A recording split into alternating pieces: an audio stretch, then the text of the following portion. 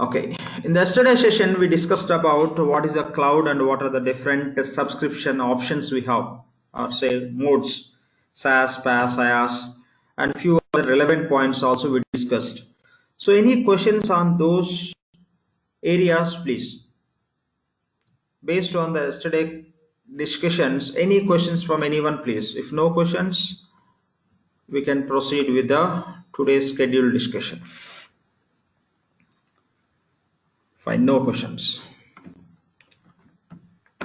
Even if you have any questions, yes, we can see in the end of the session. Okay, now when we are discussing any topic in today's session, if you have any question, you can stop me and you can raise your question. We'll discuss and we'll get clarified on this if you have any doubts or any clarification required there and there. Done. So in today's session, let's try to understand if user need access to any application related transaction process or anything, how that can be provisioned, we'll see. So in Fusion applications, the users can have access to anything with the concept called as roles. The concept called as roles. What we do is we assign the roles to users, and based on the roles, we provide the access to that business unit or primary ledger. In EBS, the operating unit, in Fusion we call as a business unit.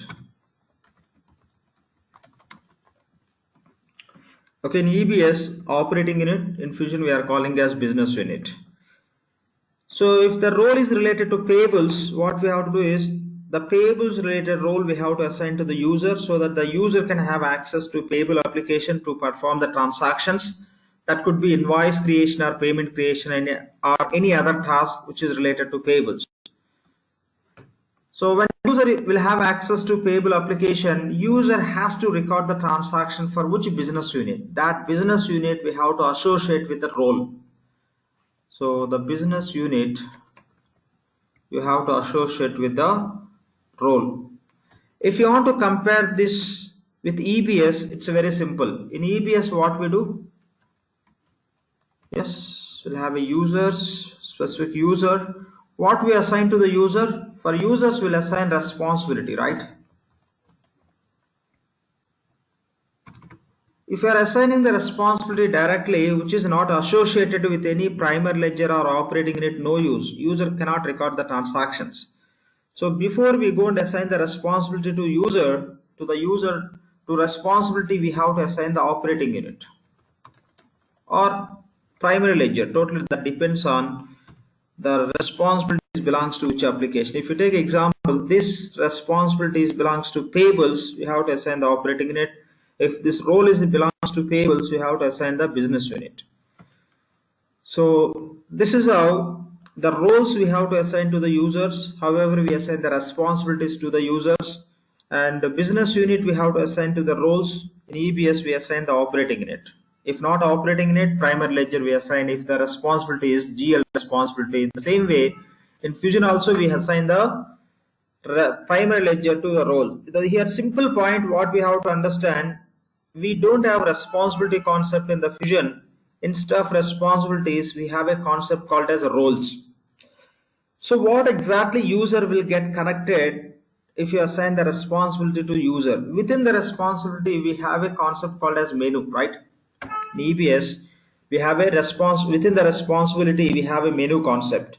Directly, we cannot assign the menu to user, and directly we cannot assign operating unit to the menu. That is the reason by grouping this menu, data group, request group, we create the responsibility. When you assign this operating unit to the responsibility, the operating unit will get connected to menu, which is inside of the responsibility.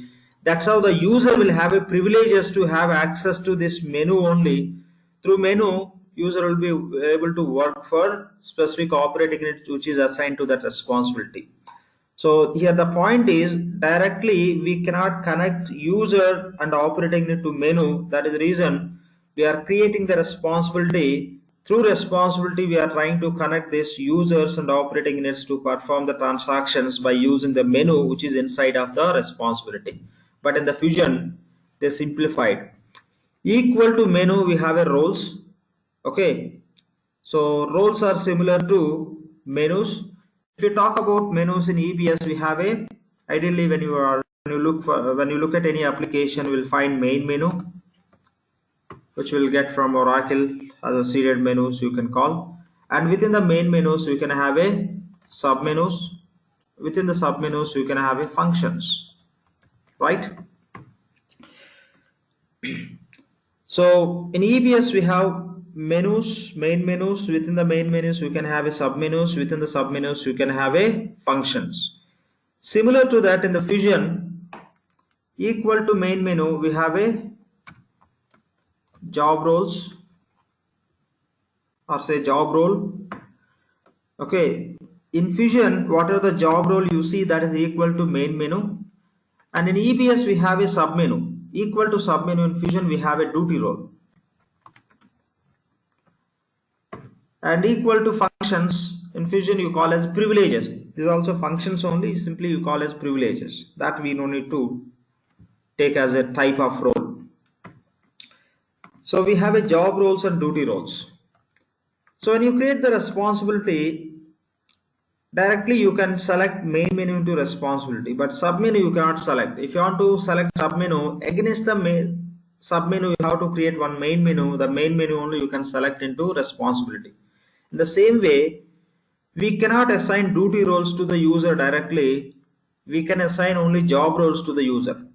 Job roles can be assigned to the user. If you want to assign the duty role to user, against the duty role you have to create one job role that you can assign. For example, if you take example of job role, so you can call accounts payable manager, you can call as a job role. When you say duty role, payables invoice creation is one of the duty role, and payables payment creation is another duty role. So these duty roles are equal to EBS submenus. Okay, so within these duty roles you'll have a privileges. However, you can see functions within the EBS application. Okay, so duty roles are part of job roles. In EBS also, submenus are part of main menu. So this is a simple point we have to understand. So when you talk about roles, the roles whatever we are going to associate to the users, those are job roles. The job roles consist of duty roles. Duty role consists of privileges, where the privileges are equal to EBS functions. The duty roles are equal to submenus. The job role is equal to main menu. So this is the point we have to understand. So here in EBS, we assign operating unit to responsibility by using the profile option. But in the fusion, if you want to associate your business unit or primary ledger to roles, you no need to use profile option. We have a different concept which is similar to profile options. Once we get into the application, we'll understand those points. Now anyway, let's talk about type of roles in the fusion applications. In the latest current version, what are the different role types are available, and the previous versions which role type was available, those points also we'll try to understand. So a simple point to go through, say role types. Basically we have four type of roles: job roles, duty roles, or say data roles, abstract roles. These are the four type of roles we have in fusion applications. We already discussed what is the meaning of job roles. Job roles are equal to main menus in EBS.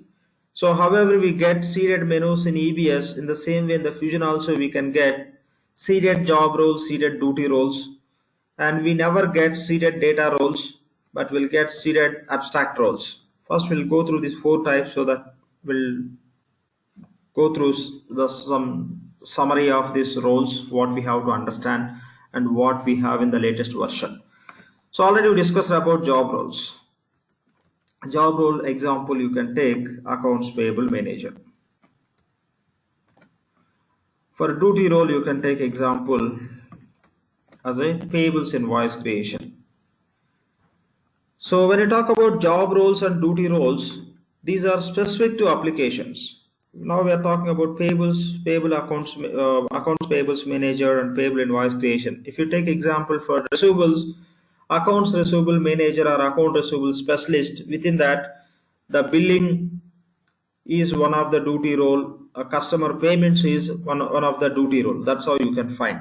When you talk about abstract role, the abstract role example is employee. Okay, abstract role example is employee. When you talk about employee, say you have 100 users, 100 employees, which you create 100 users will be working for the financial application. Out of 100, say 20 users are working for payables, 20 users for receivables, 10 users for assets, and 10 users for GL, and 10 users for maybe purchasing application. This is how, say you have 100 users, 100 users are working for different applications. But when 100 users are working for different applications, definitely the 100 users are the organization employees. So the 100 users, irrespective of the department they are working for, they need some specific access. The access, we can say, accessing their personal information,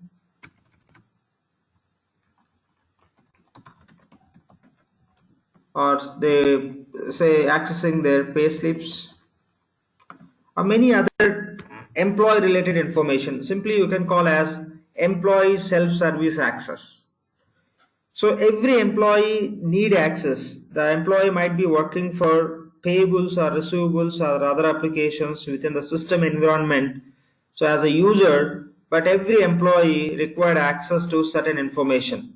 Okay, so their employment history and pay slips information, personal information, some options and time cards, etc., for certain, and raising the expense reports, raising some requisition if they need something, some stationery, etc. So this sort of access every employee is required. For that purpose, Oracle is providing the role called as abstract role. So the example is employee role. If you give the access to this abstract role called as employee, any user, irrespective of the user is working for which application, they'll get self-service, employee self-service access. Okay, employee self-service kind of portal, you can say, or just simply you can say access. Fine.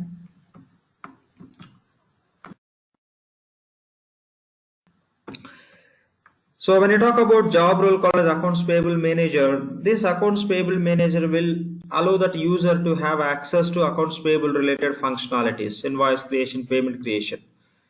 Or if you just associate only duty role to the user with the help of another job role, the user can have access to only invoice creation. But if you assign abstract role called as employee to any user, okay, that user, irrespective of the department the user is working, the user will be able to have access to the employee related self-service access related functionalities. And when it comes to data role is here, I can say, assigning primary ledger or business unit to job role. That combination only you call as data role. See, simply here I'm going to assign ERPTREE US business unit.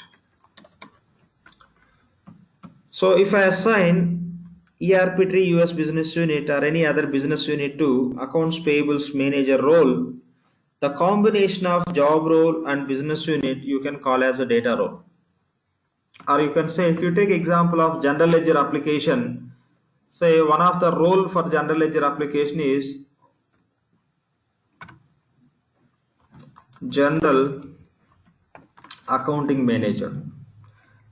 Okay, to this role, if you assign the primary ledger, this role, job role plus the primary ledger, this combination we call as a data role. So till release 10 version, okay, till release 10 version, we were able, I mean, when you create your business unit or when you create your primary ledger, automatically system creates this data roles. From release 11 onwards, Oracle stopped this data roles concept, since when system assigns the business unit to this role, the link between these two, the role and the business unit and the role and primary ledger, sometimes the link generation is getting failed. So that is the reason now in the latest versions we don't have this data roles concept. Equal to data roles, we have to do the setup through manual process. So in the latest version is R13. Okay, the latest version is R13. So when I talk about this version, so basically initially Oracle released, see, we know EBS versions like 11i, R12. Again, when you go more detail level, in the 11i we have many subversions. The last version where Oracle stopped within the 11i is 11.5.10.2. And the same way in the release 12 we have many versions. Still Oracle is coming up with the new releases, say 12.1.3. after that there are many versions still. Okay, 12.2.5, etc. There are many versions. Here if you notice, this we are taking as a release. Okay, release 11i version, this we are calling as 11i, this we are calling as release 12. But when it comes to fusion, same as EBS 11i R12, the fusion version is 11g. Okay, 11g, this is the version. Of course we have a 11g for a database also, but for fusion applications, whatever the version they choose, that is 11g. Within that, with the 11g, there are some subversions. Like when Oracle just released this product in the market, they just released as 1.1.0. This is how they released. The most of the few clients are started using this fusion applications with the version called 11.1.1.7.0. and later next release is 11.1.1.8.0. next version is 11.1.1.9.0 and 11.1.1.10, 11.1.1.11.0. later Oracle, what they did, they just made that version as 11 point. When they talk about 12, they made it 1.12.0. now the current version is 11.1.13.0. so here the 11 is it address the version of fusion applications. With the version of fusion application 11g, the whatever the releases they are coming up, those they are addressing as 7, 8, 9, 10, 11, 12, 13. Now if you look at the instance whatever you are using, this is how you can find the version. By seeing this, you should not understand, okay, this is release 11 in the fusion application. No. So this is what you have to understand, that instance is related to which release. 13 here, this is a 13, this is a 12. These are the releases which you have to understand, which Oracle talks about. Okay, what release of the instance that is. This 11 is the application version. Okay, that's a constant, always you will see that 11 only, but the releases what they are coming up, those you can address with this position. Okay, this is release 7, this is release 8, this is release 9, this is release 10, this is release 11, this is release 12, this is release 13. This is how you can find. And again, when you talk about release 13, into release 13, they released in 2018 only. easily identify the release 13 version is available with which latest patch application. When you go to the instance, there you can see when the patches are applied within that instance. So what Oracle is doing in every year, almost the 3 or 4 or 5 patch, I mean the bulk, some set of patches they are applying. Whenever they apply the patches on the instance, that also they are addressing along with that version. See, if you are going to use that instance, so you can find 19A. That means this 19 is nothing but 2019. A means that is a kind of revision where they applied the first patch in 2019. The A means the first patch which they applied. If you are working on the instance, you may see other instance with the same version. There you may find 19B. That means the second patch they applied. And you may see the instance with the same version. There you can see 19C. That means that is the third patch which they applied. So from 2018, the 18 they released this 13 version. Still they are continuing the same, but only the difference you can find that the patch application. When you look at that instance, there you can understand. So the current instance release 13 which you are using, that is 19A or 19B or 19C. The which patch set is applied on that instance, that you can understand. When you start with the instance, I'll show you that directly from where you can navigate, where you can find out these details, the version and release and the patch application. These are the 3 points we have to understand. The version is 11G and releases, these are the releases, the third position, and these are the patches in the same release. How many patches they applied, the first patch, second patch, third patch. Instead of giving 1 2 3, they are giving as A B C. So these points we have to understand when you look at the instance version. Okay, ideally here in Fusion we don't refer that instances to the version. Always we'll refer with the releases. So the current instance which you are using is release 13, which is the latest with the latest patch applications. I'll open and I'll show you when we start accessing the instance. Okay, fine. So Lakshman, Sumant here. yeah. Sorry to stop you. I have one clarification required here. When you are referring to 19A, 19B, 19C, are you referring to critical patch updates, quarterly patches released by Oracle? Correct. Okay. Fine. I mean, they release and they'll apply also, since the instances will be in their control. So with some with a certain with this quarterly schedule or with the different schedules they apply. Once you see that instance, you can understand on this so and so patch is applied or not. For that information, they'll include this information also along with the versions. Almost quarterly once if required.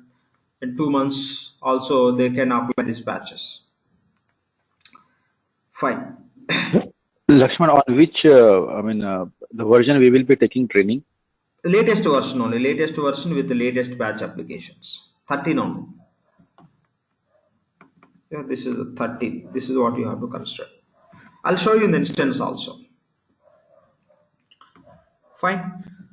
So from release 11 onwards, okay,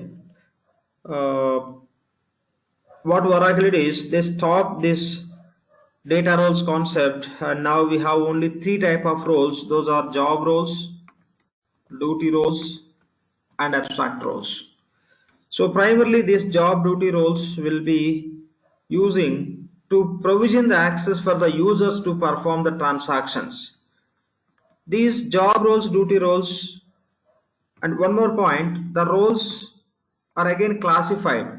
The roles, how they classified, the roles are classified.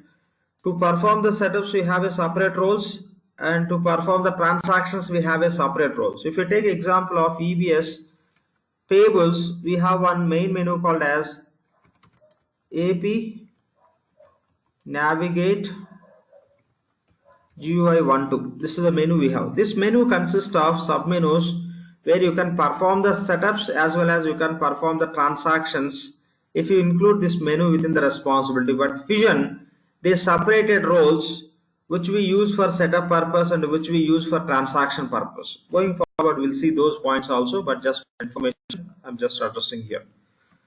So only the simple point here we have to understand, we have ideally 4 type of roles, but in the older versions, okay, if you see in the 12 or 13 versions, now you could see only 3 type of roles: job roles, duty roles, and abstract roles. These are the 3 roles you can see.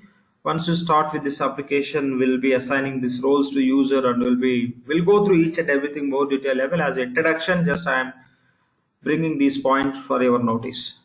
Okay, so just remember, total 4 roles, but in the latest version only these 3 roles only. No data roles we have in the latest versions. Why Oracle removed? In the older versions, whenever you create the business unit, automatically the business unit will get assigned to the BU specific application related roles. If you create the primary ledger will get assigned to all GA related seeded roles. For each and every application, Oracle is providing the seeded roles. This business units and primary ledgers will get assigned to those roles automatically. There are many cases where even the primary ledgers and business units are assigned to those roles, the connectivity is getting failed. That is the reason there are many cases where the business had some challenges since the link is missing. Even the business unit is getting assigned to payables manager role. When user is accessing to the role called as payables manager, the business unit value is not getting displayed. That is the reason what Oracle it is. They given the manual option, manual process, where you can go and select the role, you can select the business unit, and you can select the user. That's how you can do the assignment, which is very similar to EBS. In EBS, what we do, we assign the operating unit to responsibility to the user. In the same way, in the Fusion, okay, we select user, we select role. To the role we assign the business unit, if not business unit, primary ledger. So again, finally they just move to this manual process of mapping only. Okay, that we'll see within the application. So any questions on these points, please? You may compare with EBS and you can raise your questions, or else as a standalone points to understand these roles. If you have any questions or any clarity you require, please. Okay, instead of menus, we have a roles concept in a Fusion application. We know in EBS we have main menu and sub menu. In the same way in Fusion we have job roles and duty roles. No data roles in the latest version. Already we discussed what is the purpose of abstract role. Abstract role purpose is to provide the employee self-service access and few other privileges also. Those we'll see once we get into the application. Okay, so this is how we use. Even in EBS also we have roles concept, but the roles concept, the roles and all are limited to only web applications. Now Fusion is completely web application. That's the reason they came up with these roles where they can provision the grants, etc., easily can be managed. And in EBS, Lakshman. yeah. Hey, Lakshman. Yeah. Okay, this roles concept, like in Fusion, so will it give access to the pages, the screens that like the user can access, or is it like tied to somehow from the database, like what they can access in the database? See, here in EBS we have main menu and sub menu. Within the sub menu, what we have? Functions, right? Mm-hmm. Yes, you aware of this, right? Right. Yeah. In the same way, the job role, the main menu is equal to job role, sub menu is equal to duty role. In sub menu we have a function. Here we call as the privileges. Mm-hmm. So that means if you associate any role to the user will be able to access to certain pages. Right. Those can be grouped into one or multiple duty roles, or those privileges may be directly in the job role, whatever it may be. So the job role will give the access to the users to work on the application by giving the access to specific pages, which we can consider as a privileges. That's it. Right, right. See, in EBS, when you compare responsibility to role in function, right? So responsibility will have menu, and then you will have the data group, and then you will have a request group. Three things, right? Like what you can access from the front end screen, and in the back end what you can access through that actual your data group. Then what you can run the reports. That basically ties all three together as a responsibility in the role. So you will have only this like menu related ones we are comparing, right? Like just the main menu, sub menu to job role, duty role. Yeah, got you, got you. See, in responsibility, ideally you have to specify data group where we specify the database specification. Right, what you can access that you can control. Yeah, means in that responsibility, what are the menu you are using, that menu, by using that menu, if you perform transactions, in which database data need to be stored. That is a data group. Menu in EBS is only tied to the what screens, forms. Yeah, that use yes, giving access to certain functionality through menu. That's what we do in the EBS response. Right, yeah. Functionality is nothing but you will tie to one of the screen, page, form, or anything. Yeah. Correct. So these are the primary components we select into responsible, right? Right. Data group, menu, and request group. Apart from that, we'll give the responsibility name and the responsibility code, etc. But those are not that much primary. So right. You will have exclusions and inclusions also, but like that's an extra thing. Yeah. That's a different story, right? So we'll specify the data group and we'll specify the menu, and these two are mandatory. Request group is optional, right? If required, then only you can give. So with the request group, what access you can give? It's all about reports and programs, right? And with the menu, yeah, programs also, like a lot of programs you can run through request groups, yeah. And the data group means database specification. Right. Okay, through these forms, if user is going to perform any transactions where data need to be stored, the database specification. Okay, now responsibility concept we don't have in Fusion, but roles concept we have. In roles, right, you can include the pages. That means duty roles. Through duty roles, you'll have a duty roles. However, menu will consist of submenus in the same way. The role, here the role means job role, consists of pages, nothing but duty roles. And within the job role itself, you can include the reports. In EBS, menu consists of only submenus and functions. The menu, within the menu, you cannot have a reports, right? But in the Fusion, no, yeah. Within the job role, you can have all the privileges as well as reports. The both can be included. Okay, privileges means functions, you can say. Let's name it as a functions only. Compared to EBS, you can have access to functions as well as reports both in the job role itself. In EBS, in the menu you can have functions only which are grouped into submenus. But in the Fusion, the job role consists of functions where the functions can be grouped into duty roles, or you can call as privileges also. Instead of calling as functions, privileges. Within the job role itself, you can include the reports also. In Fusion, we don't have request group concept. Request group, what is the purpose of request group? To group the reports or programs. But here, separately you don't need to group. So whatever the reports access that user is required through specific role, within the role only you can include the reports. That means the job role consists of certain functions or privileges with the help of duty role and reports also. When you say reports here in the job role, like will it be only regular, like just view only reports, or like you can run a lot of concurrent programs, interfaces, or any function? What reports you can have in the request group in EBS? We will have everything in it, like whatever you want. Here also everything. Okay. So everything you can include in the job role. So there is no separate request group concept. Just I thought of explaining this point once we get into the application, since we have question we are discussing. Oh, okay. Yeah. Fine. Any other questions to understand these roles, please? And for every application, Oracle is providing the seeded roles. So for GL, Oracle is providing the 5 seeded job roles. For AP, they are giving 3 seeded roles. We'll go and see those also. Those all. And however, you can create the custom menus in EBS in the same way in the Fusion also you can create the custom roles. That could be custom job role or custom duty role or custom abstract role. Any roles can be customized. Oracle providing the seeded roles as per our business requirement, the client users requirement. You can create the custom roles also. Hi, Lakshman. Yeah. I'm new to this course and this is my first day. Yeah, please. A basic question: what is a seeded role?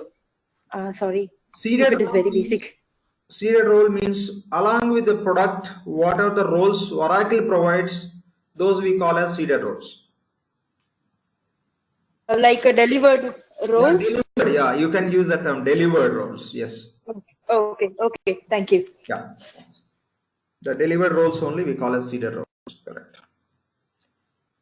So any other questions here, please? Fine. Now let's talk about. So here, yeah, please. Lakshman, so here report is also a part of duty role.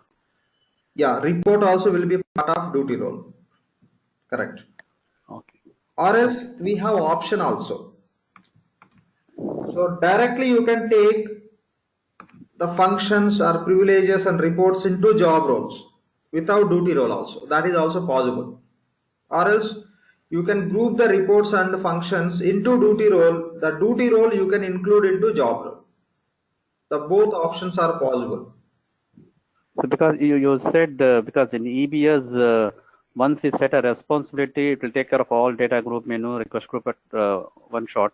Correct. But in coming to Fusion, so you said we need to have do a separate setup for job roles, duty roles. No, setup is not required. Oracle is providing all. If you want to customize, you have to do the setup to create the custom roles. However, you create the custom menus in EBS. Okay. No, that is the point you are asking or something else? No, previously, I mean, sometimes back you said, for example, job roles, we have a for setting up AP manager. Correct. And duty roles and for doing the payable invoice creation or payment creation. Correct. Yeah. So for these thing and all, you said we need to do a separate setup for job roles and separate setup for duty roles. Separate setup for job roles, duty roles not required. These job roles and duty roles Oracle is providing. Okay. We assign only job roles to the user. Okay, yeah. Got it, yeah. We will assign the, here role means job role. Job role will assign to the user. Lakshman, report is nothing but like a privilege, right? I mean, it is also one privilege. If you want to access to invoice creation page is one privilege. If you want to navigate to supplier creation page, that is a privilege. If you want to create the payment, any page access we call as a privilege. The privilege can be some function or report. Both we call as privileges only. Those I'll show you when we are creating the custom roles. At the time of custom, we will be creating our own roles by taking the simple examples. There I'll show you. Both will be considered as a privileges. Ultimately, every user required privileges only. The privileges can be grouped into duty roles. Okay, so that easily those can be managed and those could be included in within the different job roles as per the requirement. Yep, that's how we can do. Any questions here, please? For example, running create accounting would be a. Hi, Lakshman. Devendra this side. Correct. No, one second. Yeah, what is that running accounting? What you said? No, for example, running create accounting program would be a privilege which would be part of a duty role, correct? Correct. Privilege. Without taking because we don't have any request. No, without taking the duty role, the create accounting privilege you can include into directly job role also. That is also possible. Okay. directly you can have one job role. Within that you can add the privilege as a create accounting. Then the role you can assign to the user will be able to perform the create accounting, or else include that create accounting into duty role, or else along with that you can include a few other privileges that you can, since you are grouping few privileges into duty role, the same duty role you will be able to use in many other job roles also if required. In that case, like duty role seems to be optional, right? Like we can directly put attach Yes. things to job role. Yes, optional, but to manage these application related privileges, duty roles will play the major role, because you want to give the access to invoice workbench related functions. So if you are going with, if you are not using the duty role, there are many privileges you have to select into job role called as accounts payables manager for invoice purpose. One privilege create invoice, other privilege delete invoice, other privilege edit invoice, other privilege cancel invoice, right? There could be a number of, instead of selecting a number of privileges into accounts payables manager, if you can use the duty role called as payables invoice creation, that will contain all these privileges. It is easy for us to manage and to create the custom roles, or whatever the Oracle is providing, easily you can use it. But generally what we'll do is we'll include the duty roles. Without including also, you can give the certain privileges to the user through specific job role. Which means if we want to give only inquiry access to some user, then you just give that to the job role and give that job role to the user. Correct. Inquiry is just Inquiry, inquiry privilege you can add into the job role and you can give. Or else if you want to give the different inquiries, invoice inquiry, payment inquiry, directly invoice inquiry, payment inquiry, you can add into the accounts payables manager job role, or else you can create one duty role as an inquiry, AP inquiry duty role. Within that, payables inquiry and payment inquiry, invoice inquiry, payment inquiry, both you can include in that. Simply that duty role you can assign to job role. That's how you can simplify. okay. Okay. So the common process is duty role into job role, right? No, they don't That's it. give However, no duty role. submenu is part of main menu in EBS. In the same way, duty role will be, we can use as a part of job role only. Directly, we cannot associate duty role with any user.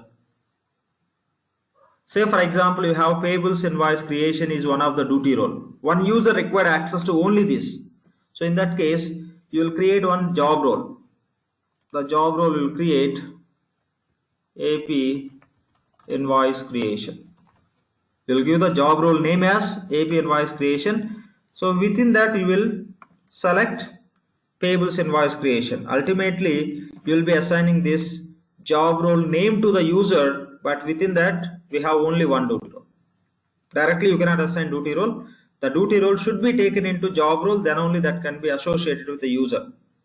Even EBS also you cannot assign submenu directly. Against the submenu you have to create the menu. That menu only you can assign. So the same logic applicable here. Fine. Any other questions from anyone, please? Yeah, Lakshman, this side. Please. So, Lakshman, in EBS, there is an exclusion and inclusion rule. Yeah. In menu. So, is there any something in Fusion?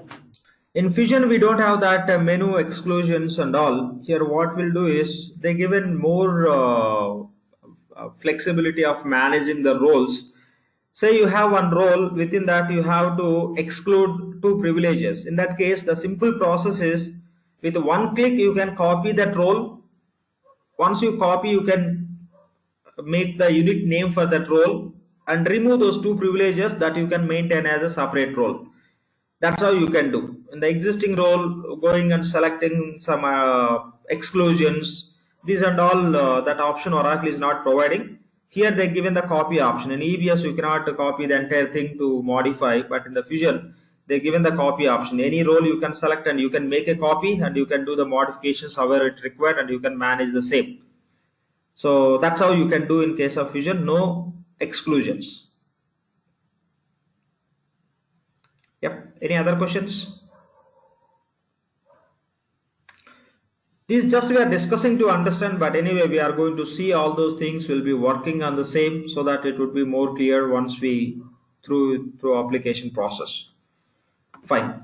Just remember this. Basically, Please. sorry, Lakshman. Basically, data group and request group concepts are removed in Fusion. Can we take it that way? Like, I think they're no longer there in Fusion, right? Yeah. See, data group concept and request group concept. When you say request group concept, grouping the reports, yes, that they removed and directly you can include into job role. And data group, database specification.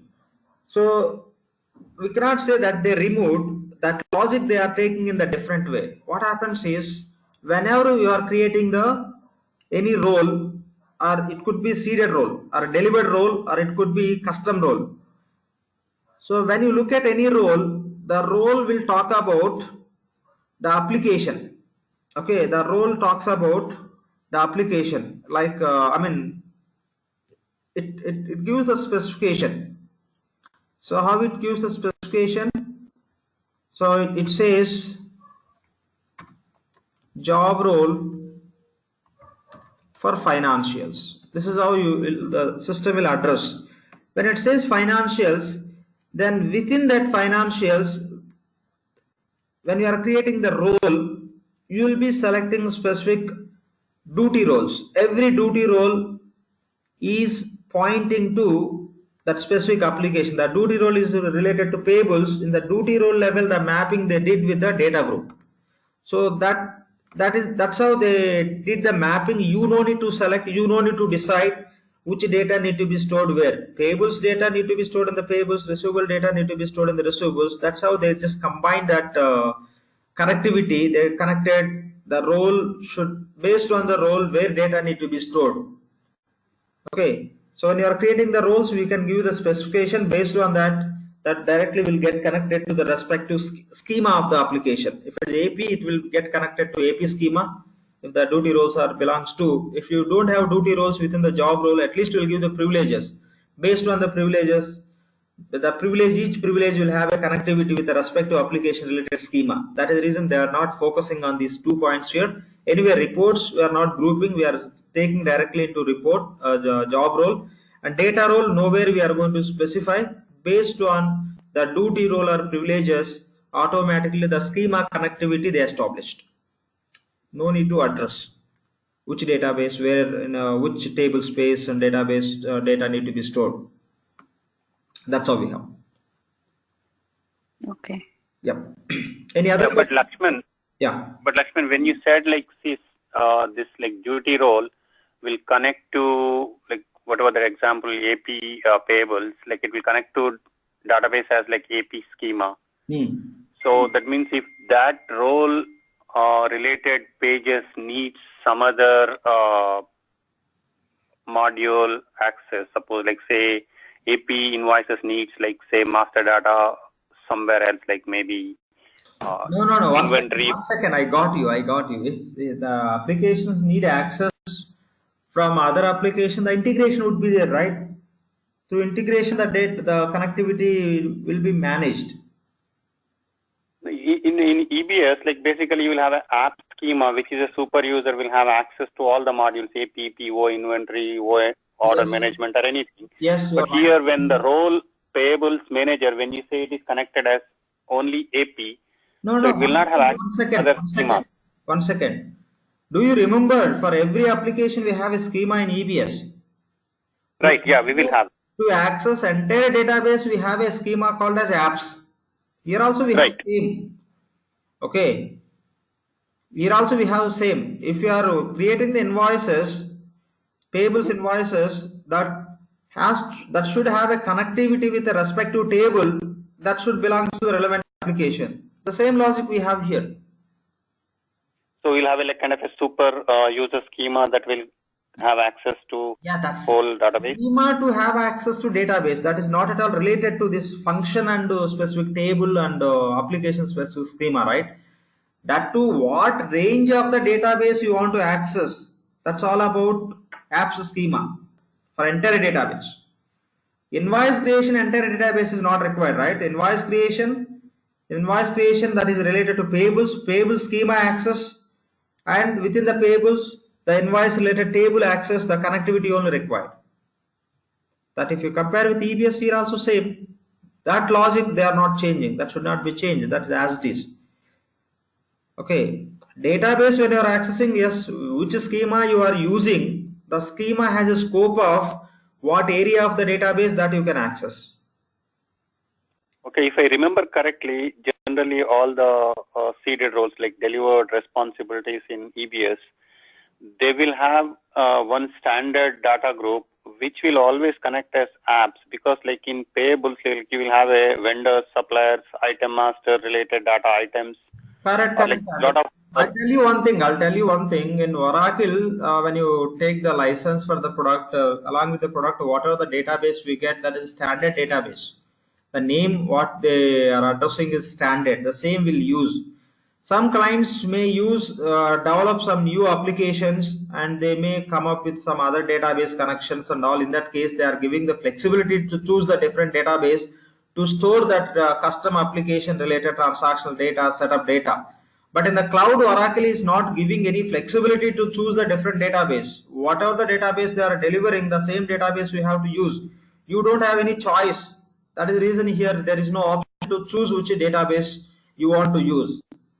That's how they removed that option in the Fusion applications, and every application or every page or every privilege will get connected to associated the database schema related tables.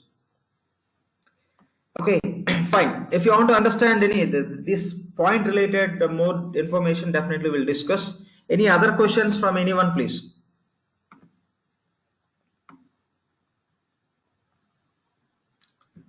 Fine, no questions. Okay, this is what we have to understand anyway. Once we start with this application, we'll see the roles. I'll explain when we deal with those roles. Again, we'll be working for each and every application. We'll be using those roles, and we'll be having a session on custom roles creation. So that's how we'll come to know about these roles, the full scope. If you have any questions, we'll discuss. No issues. Yeah, please. Lakshman, just one thing I would like to know. As you said, it is your database and duty roles, it's all seeded. So as soon as you connect to payable, it is connecting AP. That's fine. But what if there is any custom component is created? So usually what happens in database, we create a custom database, like XX, and then we give them the access to the respective apps module to, like for example, if I develop a simple form. So I create a table. Yes, the table will be I got your point. If a client is using PaaS subscription, yes, you can develop one page custom component, say one page you can develop, and you can create one table to store that page related data. This is how you can establish the connectivity. You can create the new table to store the new function related, and this is how you can manage. Okay, in EBS we do that, since that is on-premise environments. If it is a PaaS environment, yes, system will allow to create the new tables, and you can create the new functionality. Those you can connect the page functionality, you can connect with respect to table related columns. You can map the page related columns to the table columns, and that's how you can do that.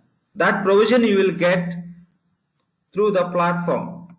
PaaS means platform as a service. They'll give you the platform where you can develop all those things: table creation, pages creation, the mapping, and again this should be part of which schema, all those specifications you can do that. Or else you can create the custom schema also. If you want to maintain separate application or some functionalities, you can create separate schemas. Within that schema, separate tables, and to support that process, different functionalities. These are all you can create and you can manage. But you should use the mode called as, subscription called as PaaS subscription. In SaaS, you cannot create the tables, and you cannot develop any custom functionality. You cannot create any schemas. You cannot connect to anything else. Okay. So this is what we have to understand. Fine. Now let's talk about Users. In Fusion applications, users are classified into two types: implementation user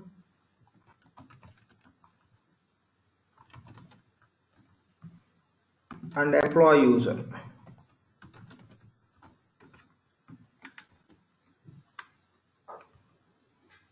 Okay, implementation user and employee user.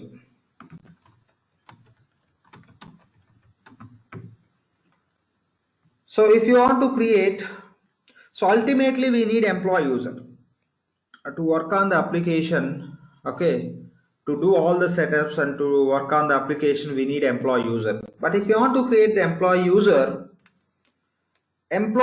creation time, we have to select legal entity and we have to select business unit, nothing but operating unit in EBS. Simply you can call as BU. Okay, to create the employee user, we have to select legal entity and business unit. You tell me, if you get access to fresh instance, if you want to create your employee user, okay, if you want to create employee user, can you create or not?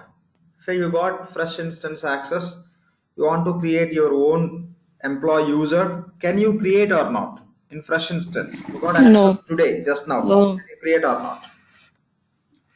No. Why you cannot create? We don't have the LE and business unit. Yes, in fresh instance, we cannot find any sample data of LEs and business unit. That should not be there. We have to create. So that is the reason what Oracle recommends is, when you get access to fresh instance, anyway you cannot create the employee user, so create implementation user. If you want to create implementation user, you no need to select any legal entity business unit. Nothing is mandatory. Simply you can give the username. Of course, here also will give username and all, but I can write all those points. Here you have to provide the username and set password. That's it. Okay, you have to provide the username and you can just set the password for that user, so that with that user will be able to access the application. So in fresh instances, we don't have any option to create the employee user directly. Oracle is giving the option to create implementation user, so that you can create the implementation user. From the implementation user you can do all the setups. From implementation user you can do all the setups, including your primary ledger creation, your legal entity creation, your business unit creation. Once you are ready with this legal entity and business unit, you can create the employee user. So we cannot create employee user directly in the fresh instances. Reason, to create the employee user we require legal entity and business units. In fresh instance, without creating these, we cannot find. So that is the reason initially we have to start with the implementation by using the option called as implementation user. Being an implementation user, you can do all the setups. So you can create the primary ledger, legal entity and business unit. So once you are ready with this legal entity and business unit, you can create the employee user. After creating the employee user, you can ignore the implementation user, you can proceed as employee user. Here, what is the difference between the implementation user and the employee user? Why we have to create employee user? Why we cannot proceed with the implementation user? The reason is, the implementation user, if you take example of our finance application, being an implementation user, you cannot create supplier definition. Being an employee user, you can create supplier. Cannot create supplier, but here you can create supplier. Being an implementation user, you cannot create procurement documents. So requisition, okay, purchase orders, you cannot create, no privileges. But the requisitions, any procurement related documents, POs can be created from the employee user. The reason is both are users only, but for implementation user there won't be any employee association, but for employee user it is a combination of user and employee association. So that is the reason, so full privileges you can have being an employee user. Being an implementation user, you cannot perform all this. Supplier creation, complete supplier definition is not possible. You cannot create supplier sites, you cannot associate supplier sites to business units. The same way, if you want to create the requisitions and purchase order, being an implementation user, you cannot create. So if you are an employee user, you will have a option. You want to create which requisitions or purchase orders or which documents, those can be specified. System will allow us to create all these privileges. So this is a difference between the implementation user and the employee user. That is the reason, till we'll get the privilege to create the employee user, we have to manage the setups with the implementation user. Once you are ready with the legal entity and a business unit, you can convert implementation user as a employee user, or else you can create employee user separately. From the time onwards, you can start working on the application, okay, to complete the remaining setups and to test other functionality. And one more point, let me explain. If you have any questions, I'll take. So if you are going to work at Lakshman, yeah, please. sorry to interrupt. See, actually, I'm confused here. I'm unable to understand this implementation. I'll explain. That's what I said. There are a few more points. Let me explain. Okay. Say we want to do the implementation. Say we have one user called as ERPTREE. To that user, now you tell me, if you want to do the implementation in EBS, say you got fresh instance access, so which responsibility you require to do the implementation, to start with your implementation and to complete everything, which responsibility you require in EBS?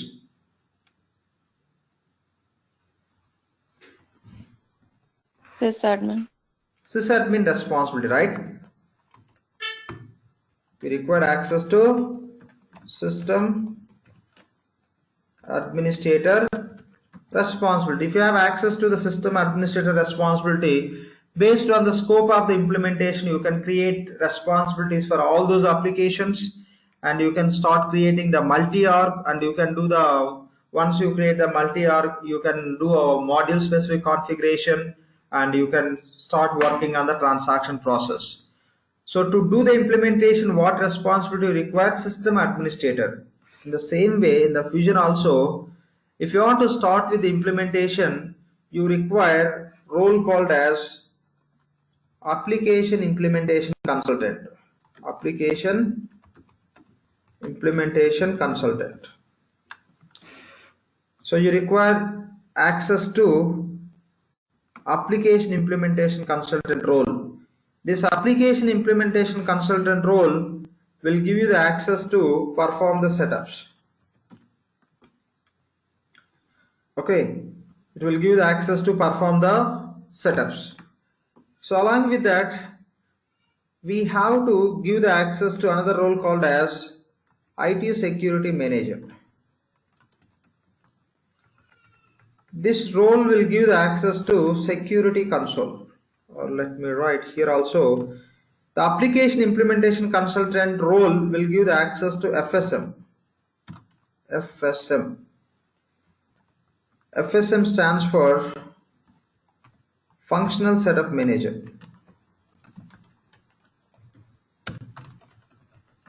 With the help of Functional Setup Manager, you can do the setups. If you assign the role called as Application Implementation Consultant role to user, that user will have access to FSM, Functional Setup Manager. When user will have access to FSM, the user can perform any application related setups. And here we have one more role called as IT Security Manager. If you assign the IT Security Manager role to any user, that user will have access to Security Console. When the user will have access to Security Console, that user can create new users,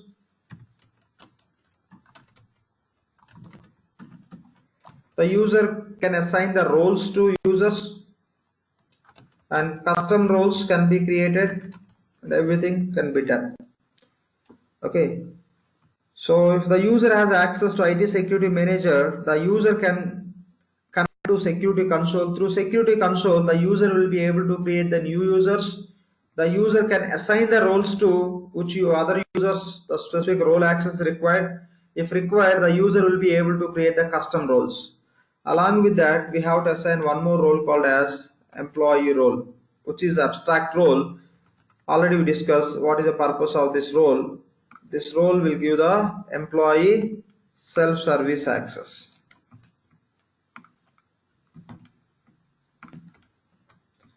And along with that, this role will allow to run the reports also. Reports. So in EB we have SRS window, right? Standard request submit window. This will give access to similar windows so that you can submit the reports. So these are the three primary roles which you have to assign to the user, which user is going to involve in the implementation. If you are going to implement finance applications, so whatever user you are using, these three roles need to be assigned so that you will have a full privileges. Okay, you'll have a full privileges.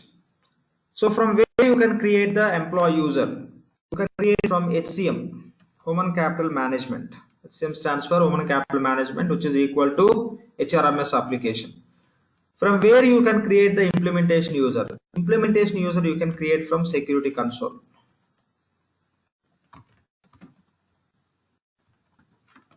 From Security Console, if you create the user that we call as implementation user, if you create the user from HCM that we call employee user. Now say for example, you created implementation user called as ABC, and you created employee user called as XYZ. So I will assign these three roles to these two users. Okay, I will assign these three roles to ABC user. I will assign these three roles to XYZ user. Now you tell me which user is implementation user.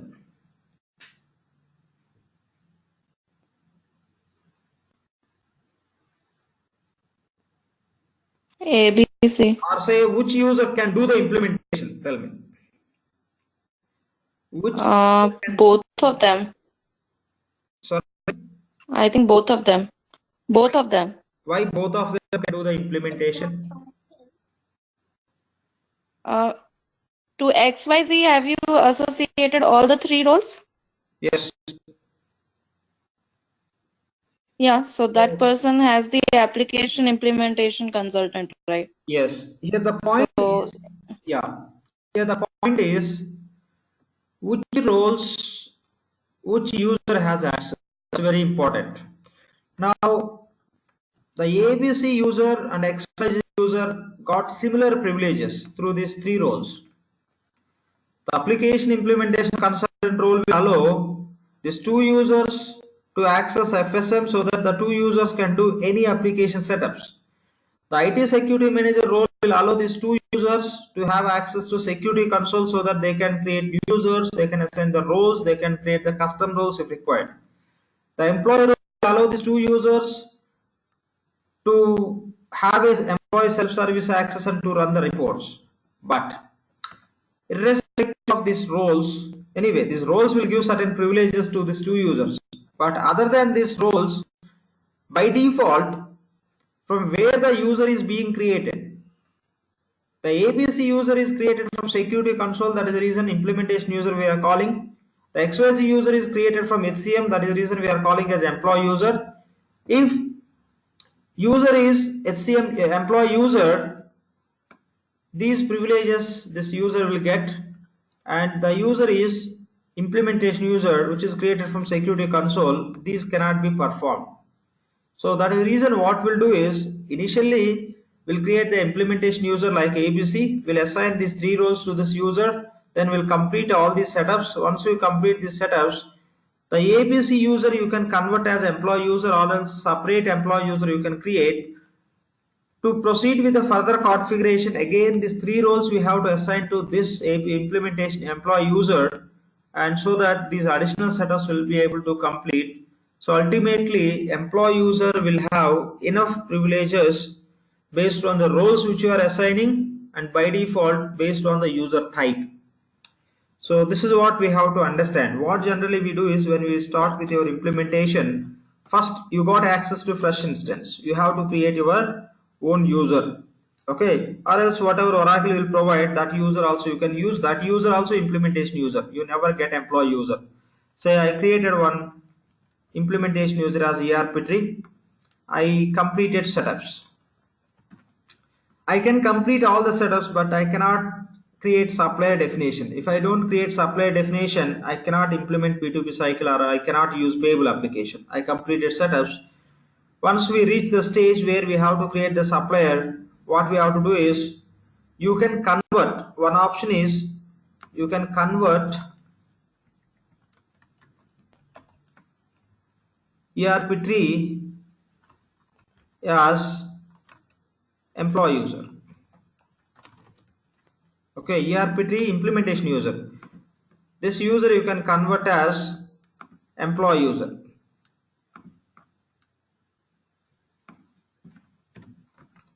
This user you can convert as a employee user. That is one option. Or else you don't want to convert. What you can do is, you complete all the setups and you create other employee user called as XYZ, and assign all these roles to this user. And anyway, required setups you completed from ERPTREE user, which is implementation user. Now XYZ is an employee user, and same roles access you are giving to XYZ user. Whatever the setups you cannot complete from the ERPTREE user, those you can do from the XYZ user. From the time onwards, you can proceed with XYZ user only, since XYZ has full privileges, including the supplier definition if required, requisition, POs creation. Since XYZ user is a employee user, which got access to the same roles and additional privileges as supplier creation and or PO requisition, etc., and other creations. So this is a process ideally we follow in every implementation. Any questions on this, please? Lakshman, can the implementation user create customers? Like you said, suppliers, it cannot create. One second. What I mentioned, only implementation user cannot create suppliers and the procurement documents. Rest everything can be created by implementation user. I mentioned which the user cannot create. These two only. Okay. The procurement related other documents and other tasks also. When it comes to financials, only supplier definition is not possible from implementation user. Reason is, supplier definition they connected with the employee association. The employees only can create the suppliers, and prior to that there should be a procurement agent, and all those points I'll explain when we are creating the supplier, so that it would be easy for you to understand. As of now, take this point: employee user cannot create the supplier. Implementation user cannot create the supplier, only employee user can create. Employee user can edit the supplier? Employee user can create in the sense, employee user can do anything. No, implementation user, I'm saying that. Yeah. If you have that question, let me go more detail level. So when you create the suppliers, first we'll create the supplier header, right? Supplier header we create, and we'll create supplier address. Go on mute, please. We are getting noise. We'll create supplier header, supplier address, supplier site. We assign site to business unit. In case of EBS, operating unit. So these two tasks any user can do. Supplier header and supplier address creation can be done by implementation user also. But when it comes to sites, whatever we create, those we have to associate with the business units. The site creation and association can be done by only employee user.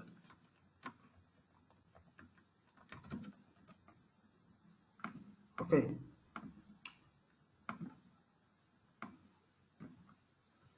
The supplier header and address can be created by implementation user or employee user. Two users can create. But being an implementation user, if you create supplier header and site address, what is the use if you don't have site? That is the reason complete supplier definition is possible by employee user. Yes, employee user can create supplier header, address, site, and do site assignments. But implementation user can do this only header creation and address creation only. So now you asked one question, whether implementation user can edit the supplier. So whatever the user can create, that part can be edited. Implementation user can create supplier header and supplier address. Only that part can be edited by implementation user. Okay. This is what we have to understand. Any other questions here, please? Implementation user can create invoices. Second. Your voice is low. Please go ahead. Yeah, Raghu, please. Implementation user can create invoices. Raghu, your voice is very low, Raghu. No. I think Raghu has some issue. Syed, you can go ahead. Yeah, so actually here implementation user is considered as a super user here. See, so why application? See, I mean, one second. Simple point I explained. These three roles will give full privileges. These three roles you assign to which user, that user will have a full privileges, so that you can consider, you can treat that user as a super user. But correct, yeah. In definition point of view, that even that implementation user is super user. How the implementation user became super user? Say for example, I created ABC user, I am not assigning any roles. Do you think that implementation user is super user? You may call it as an implementation user, but the implementation user cannot do anything because roles are important. Because of roles, any user can have access to perform anything. So by default, the user we are creating from security console. That is the reason we are calling as implementation user. So by default, that user cannot create this supplier and requisitions or purchase order. The reason is we cannot connect employee association with implementation user. That is the reason no privileges to create the suppliers and do requisitions and purchase orders. And again, if user is implementation user, certain approvals also you cannot implement. Say you have a user called as implementation user, you want to create employee supervisor approve hierarchy. First of all, that implementation user not an employee, how you can create employee supervisor hierarchy? No, that is possible only with employee user. Okay, no employee association with implementation user. That is the reason there are certain restrictions. Yes, as you mentioned, ERPTREE user is implementation user. So super user, why that user cannot do everything? Because there is a difference. In EBS, you can assign employee to any user, but here you cannot assign employee to any user. For implementation users, you cannot assign the employee when you are creating the implementation user. That is the reason that limitation is there. You can convert implementation user as an employee user. In that case, implementation user once it's converted as employee user, same privileges. The user will become employee user only, then everything can be done by that user. So here security console acts as a responsibility here. Security console here acts as a responsibility. Yeah? I mean it acts as a role. If you assign IT security manager role to user, that user can connect to security console page. Okay. See, if you assign accounts payables manager role to user, that user can navigate to invoice workbench and do payment workbench, right? Correct, yeah. The same way, if you assign IT security manager role to user, that role will allow the user to connect to security console, so that through security console, what can be done? For all those, the user will have a access. Here, so Lakshman, can a user be both an implementation as well as an employee user? At a time, no. The user, at a time, implementation user, that user can be converted as an employee user. Once you convert, finally the user will remain as a employee user only, not as implementation. Only any one type you can find for any user. You can create directly as employee user or create directly implementation user. If you want to convert implementation user as employee, yes, you can do, but employee user you cannot convert as implementation user. Two roles, no, only any one of the role. It could be implementation user or employee user. But conversion possible. You have ABC user. The ABC user you can convert as an employee user. Once you convert, you should not you cannot find the implementation user as a implementation user only. Reason, you converted implementation user as employee user. Now the implementation will be acting as a employee user. So you mean disable the implementation user and then move on with the employee user? Simple. Disabling not, user will remain same. So the properties will be added. When you create the implementation user, you don't find employee association. Once you convert implementation user as employee user, to that user, employee association will be created. So when you open that user, you will see this is a user, this is an employee association, then you have to treat as employee user. If employee association is not there, you can treat as implementation user. Okay. The tomorrow session will create the implementation user. Hello. We'll explain the roles and we'll go through few points. Then you'll get certain clarity. After doing few setups, we'll create implement employee user also.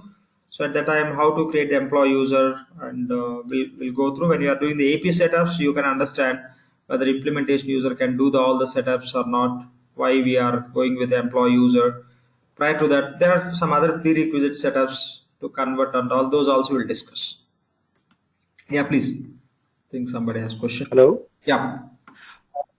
I have one question. Like there are some scenarios where a single person is having dual responsibility. So wherein he is like an implementation user as well as he is an employee. So I mean, I'm adding to the last question. Like as you said, if an implementation user is converted into employee, and if he is also having another responsibility called like an implementation support guy or something like that. So then in that case, definitely we need to create another user for him so that he can support system. And is this possible? First of all, I would like to know this. No, I'm really sorry, I didn't get your question. Say you have a user called as ABC. What is your question? Correct. The ABC user is currently he is the implementation user as of now. Implementation user. Okay. Correct. Now he has been converted as an employee in the company. Okay. Okay. Now he is an employee. Finally, now. First you tell me, this ABC is the consultant or organization employee? No, he is a consultant. He is a consultant. Okay. Fine. Yeah. So consultant has become now employee, like after a couple of months. Okay. You can convert then. Yes. So now once it is converted, now the another question is, since he was a consultant, he was having the responsibility of supporting the application. So now I got your. So now what we can do is the consultant became organization employee. His role may be just working on the transaction process. Okay. So in that case, you can remove these roles. He is going to work for payables, assign the payable related roles to this ABC user so that the user will be working on the payables transaction process. Still, if you want to allow this user to have access to this area related privileges, and other side you want to allow this user to work on the transaction process, you don't need to remove anything, add additional privileges which allows that user to work on the respective transaction process. That's it. So Lakshman, once a user is converted from implementation user to an employee user, okay. At this point of time, there is no implementation user. So can we have another person put as implementation user? No, 1 second. Yes, in this point of time, no implementation user. But here, based on the roles, you can understand that user is playing the implementation consultant role. Based on the roles, you can treat that user as a implementation user only, but based on the place from where you are creating, by default you call as implementation user if it is from security console. Now, or else say, take simple example, you may see one implementation user, the name is ABC, which is created as an employee user, and you are assigning these roles. Then the user which you created and which you are using for implementation purpose, in that context you can call ABC also implementation user. This is not based on the creation, that's based on the usage. Okay, it doesn't cease to be a implementation user. Yeah, is what I'm following. Yes. If you because he has the these particular roles, IT security manager and all these functions, whatever. Yeah, these roles will give the implementation consultant privileges, or it can turn that user into implementation user privileges. But here 2 points. One is you can consider based on from where you are creating. You are trying to classify the users. The user which is created from the implementation security console, that user only you can call as implementation user. If you are trying to take the point who has privileges to do the implementation, in that context you have to verify the which user has the roles. I'll take 2 examples. I have ABC user, XYZ user. For ABC user is implementation user, correct? But I have XYZ user who is employee user. I am assigning these 3 roles to XYZ user. I am giving this user to some person. He started doing the implementation. Now you tell me which user is implementation user. Which user we are using to do the implementation, that user only implementation user. When you look at the fundamentals of creation, yes, ABC only implementation user, but no access. Can there be more than one implementation user? N number of users you can create. Okay, thank you. Yeah, you can create for finance one user, SCM another user, and you can assign the same privileges, the same roles you can assign. Then the users can start working on the instance, or else you can use one user and you can do all the application setups where all the consultants will be accessing the application by using the same user. The same way, like in EBS, how we create the users when it is implementation. In a new instance, right? Correct. In a new instance, when you're creating the implementation user, can we create at the same point of time more than one user? Yes. You can create a number of users. Okay. Yeah. Fine. And one more. LAXMAN, yeah, please. When we do an implementation in live environment, can we create more than one, say, project, or we have to just create one project and then go ahead with? I'll explain that point when we are discussing about FSM, because FSM only will create the projects. Because now you are asking this question, I'm not very sure you may aware of what is the meaning of project or not, but it would be unnecessary discussion for many people if I start explaining. Definitely I'll be covering that. Anyway, we should discuss whether we have to create one project or multiple project, which scenario will create multiple project, which scenario one project, what is the advantage, disadvantage, everything I'll explain. Okay, since we are not discussing that projects related concept, okay, let's hold that point for some time. Okay, when we talk about FSM, there only we create the projects. First I'll explain, then only we'll create our own project. We'll go through all those points. Sure. Fine. Yeah, great, thank you. Cool. Any other questions?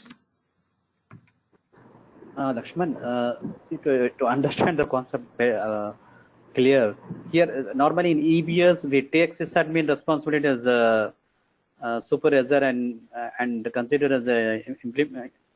But here in coming to Fusion. One second.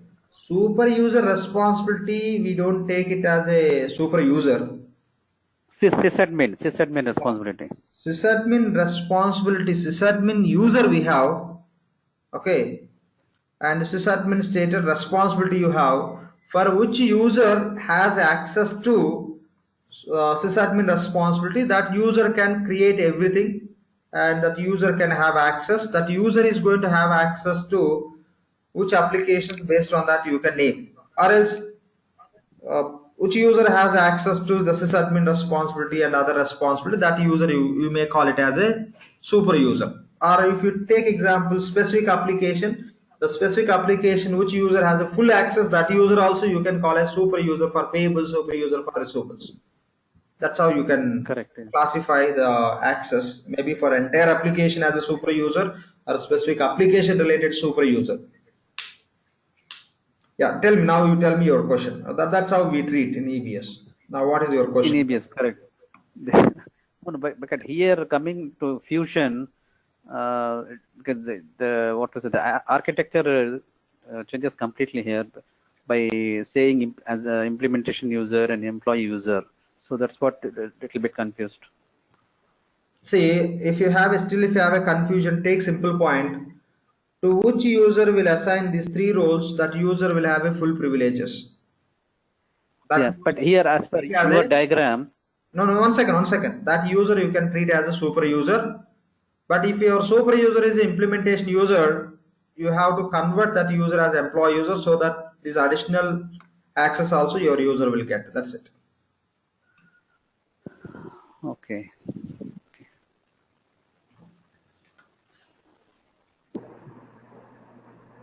Hello? Yeah. Yeah, Lakshman, can you hear me now? Sorry? Can you hear me now? Yeah, yes, I can hear you, Raghu. Please. Yeah, I was saying you were just explaining implementation user cannot create a supplier and a requisition and PO. Correct. So implementation user can create invoices and payments and all. Yes, everything. See, that is the point. Somebody asked whether the user can create the customers or not, right? So I mentioned only these cannot be created. That means everything can be created. Okay, these two only. I mean, requisition, yes. Supplier, and PO. Yeah. Okay. When you talk about finance, yes. Only suppliers, rest everything can be created. But one point is very important. You have this implementation user and you're given the access to this. If this user, you want to allow this user to create the invoices, which role will allow the users to create invoices, that role also we have to assign to this user. That's very important. Okay, we discuss here. Out of these three roles, okay, yeah, these three roles are not going to help us to create any transactions, right? This is for setups, this is for this security console access to create users, this is for employee self-service. So if you want to create payables transactions, payable related role assigned to this user, ABC user. If you want to create receivables transaction, assign receivable related role to this ABC user. That's how if you give the access to the relevant roles, accordingly the user will be able to perform the transactions. Yes, if you are assigning the payable related roles to implementation user, still that implementation user by accessing the payable role can create the transactions. Possible. Done. Any other questions, please? We're done for today. If you have any questions, you can stay back. We'll discuss. If you don't have any questions, you can go ahead. You can quit from the meeting. We'll connect tomorrow same time. And for the employee user also the same thing is applicable. I mean, role assignment is role assignment only primary. Only the difference is these two elements based on which user you are with which user you are dealing. Rest everything same based on the role assignments only. Users will have a privileges. That's all. Yeah, for supplier creation, I mean, employee user is going to create supplier, then we need to assign that, I mean, procurement role to that. That I am not discussing now. I'll discuss when we reach that stage. No, I mean, for creating supplier, need to assign that role to employee user as well. Still, if you are talking about that, yes. Okay, if you want to allow any user to create the supplier, you have to assign the role called as supplier manager role. That role will allow the users to create the suppliers, but still system will verify which user is trying to create the supplier, implementation user or employee user. If system identifies implementation user is creating, it will allow that user to create header and to address. Rest of site and site assignment system won't allow even that user has access to the relevant role. But if employee user is creating the supplier, it allows to create all the supplier like this segregation of definitions. header, address, site, and business. Oh, got Lakshman, we are about say 10 students, right? For example, and you're giving us a new instance, right? And the first guy can create himself as the implementation user. From the second student onwards until the 10th student, can they just come log in and create an implementation user themselves? Yes, see, any user you can use, you can see, simple point here, from where we can create the users. Security console, right? Right. That's what we discussed. How you can access to the security console. If IT security manager role is assigned, then you can create. Now, so you said one user will create the user. Okay, one person will go and create the user. Yes, let that person create the user. If the person is assigned this role to that user, from that user you can log, you can create new users. So in effect, any person who has a login to the instance, no. So I'm just trying to understand how the initial scenario would be. Simple point. In EBS, can you create 100 users and can you assign any responsibility to that users? Answer is yes. Here also, you can create a number of users. You can assign any roles to that user. Accordingly, that user will have a privileges. That's it. What is your question?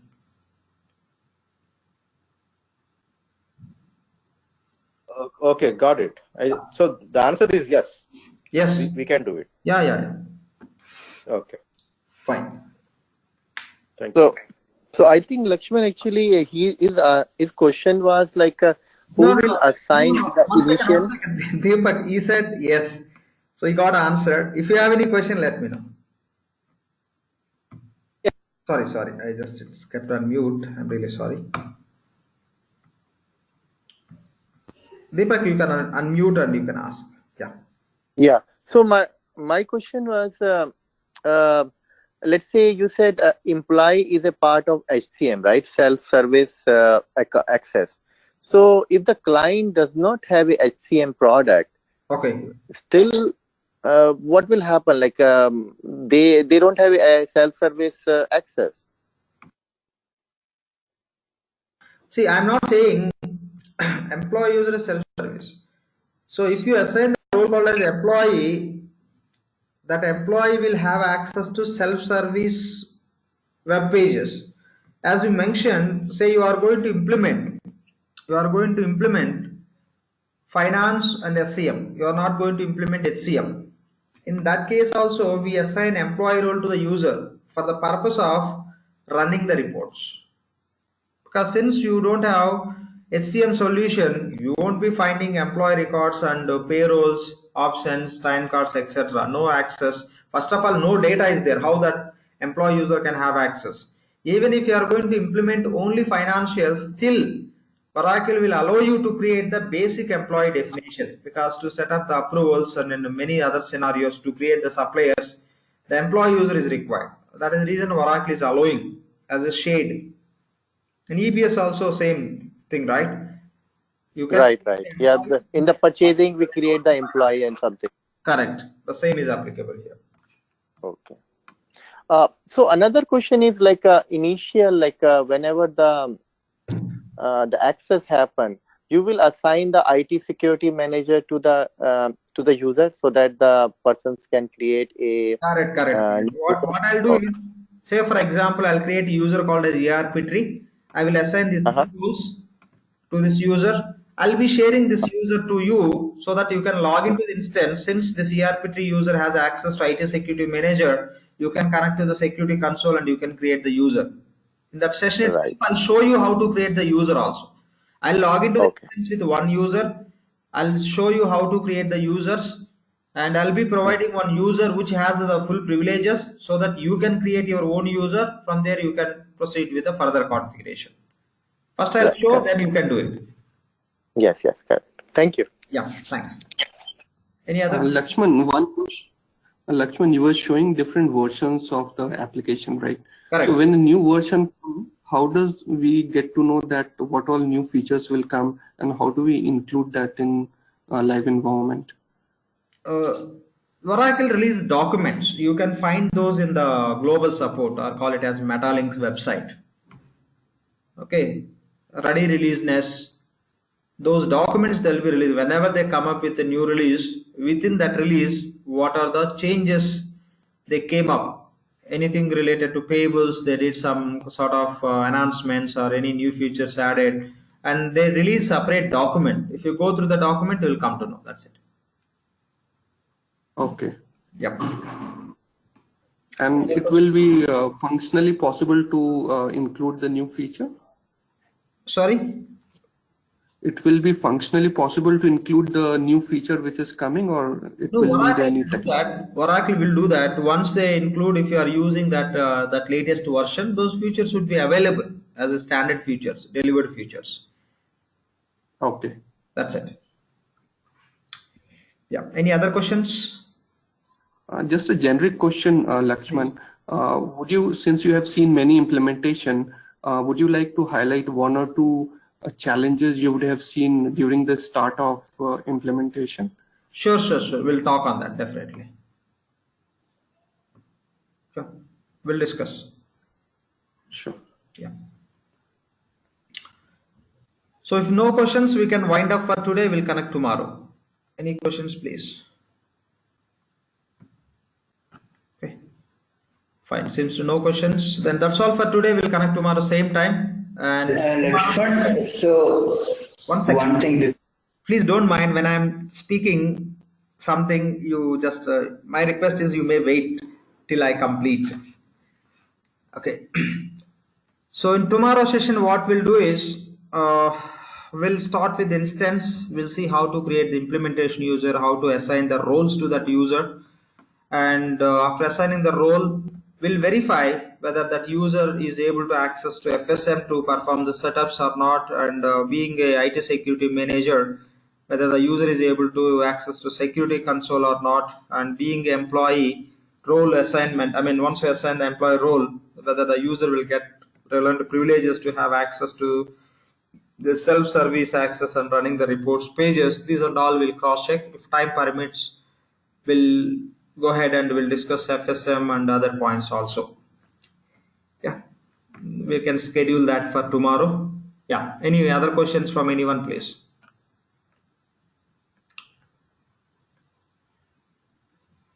Any questions?